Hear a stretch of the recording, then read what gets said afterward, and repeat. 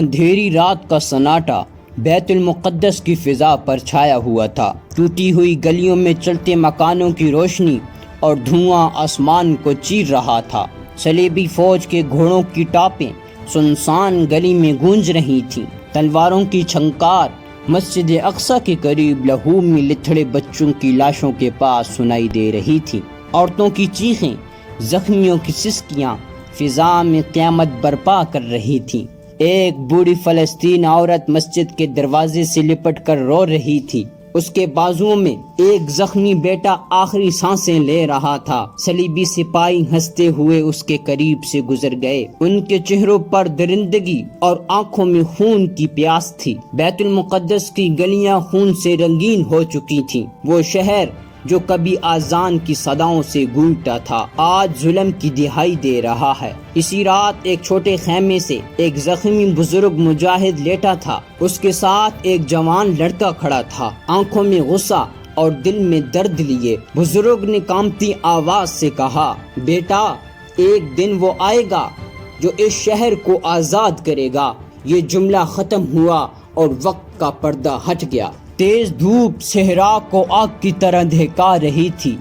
ایک کم سن لڑکا اپنے استاد کے ساتھ گھڑ سواری کی مشق کر رہا تھا۔ لڑکے کے چہرے پر معصومیت مگر آنکھوں میں غیر معمولی سنجیدگی تھی۔ یہ یوسف بن ایوب تھا، وہی یوسف جسے آنے والے وقت میں دنیا صلاح الدین ایوبی کے نام سے جانے گی۔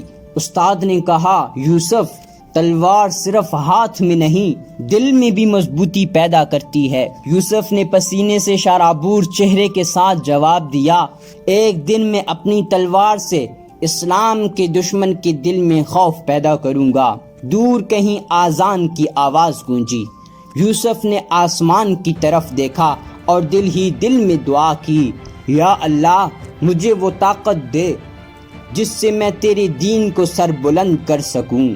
یوسف ایک ایسے خاندان میں پیدا ہوا جہاں ایمان، غیرت اور بہادری نسلوں سے چلتی آ رہی تھی۔ اس کے والد نجب الدین ایوب ایک بہادر اور دیندار حاکم تھے۔ ماں ایک نیک، سادہ اور عبادت گزار خاتون تھی۔ یوسف کا بچپن کھیل کود میں نہیں بلکہ علم، ادب اور عسکری تربیت میں گزرا۔ صبح قرآن کی تلاوت سے دن کا آغاز ہوتا، پھر گھڑ سواری، تیر اندازی اور تلوار بازی کی مشقیں ہوتی۔ شام کو فقہ، حدیث اور تاریخ کی تعلیم دی جاتی۔ یہی وہ تربیت تھی جو یوسف کے دل میں اسلام کی خدمت کا جذبہ پیدا کر رہی تھی۔ یوسف بچپن ہی سے شہزادوں جیسی شان والا نہیں تھا بلکہ ایک سپاہی جیسی سادگی والا تھا۔ اسے نرم بستر نہیں، ریت پر سونا پسند تھا۔ اسے قیمتی لباس نہیں، سادہ کپڑے پہننا پسند تھے۔ اس کی آنکھوں میں ایک مقصد کی روشنی تھی۔ اسے دنیا کی عیش و عشرت میں نہیں، جہاد کے میدان میں سکون ملتا تھا۔ اس وقت مصر اور شام کی سرزمین پر مختلف مسلم حکومتیں قائم تھیں، لیکن اتحاد کا فقدان تھا۔ ہر حاکم اپنی سلطنت کو بچانے میں مصروف تھا۔ دوسری طرف صلیبی فوجیں طاقتور اور متحد تھیں۔ ان کا سب سے بڑا ہدف بیت المقدس اور ارد گرد کے مسلم زمینیں تھیں۔ یوسف کے استاد نور الدین زنگی اس دور کے عظیم مجاہد اور عادل حکمران تھے۔ ان کا خواب تھا کہ تمام مسلم سلطنتیں متحد ہو کر صلیبیوں کا مقابلہ کریں۔ یہی خواب انہوں نے یوسف کے دل میں بھی منتقل کیا۔ یوسف نے نوجوانی میں ہی کئی چھوٹی مگر اہم لڑائیاں جیت لیں۔ وہ دشمن کے مقابلے میں تیز رفتاری اور حکمت عملی کا ماہر تھا۔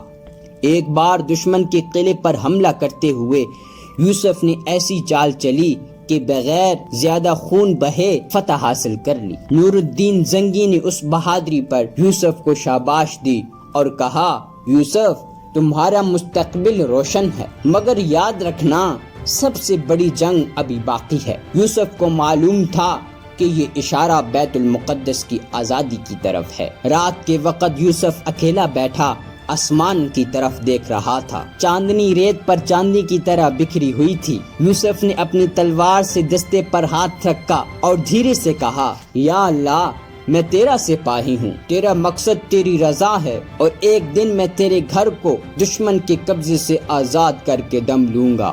ہم اگلے ایپیسوڈ میں دیکھیں گے کہ کیسے یوسف پہلی بڑی جنگ میں حصہ لیا تھا اور کیسے وہ اپنی بہادری اور حکمت سے سب کو حیران کر دیتا تھا۔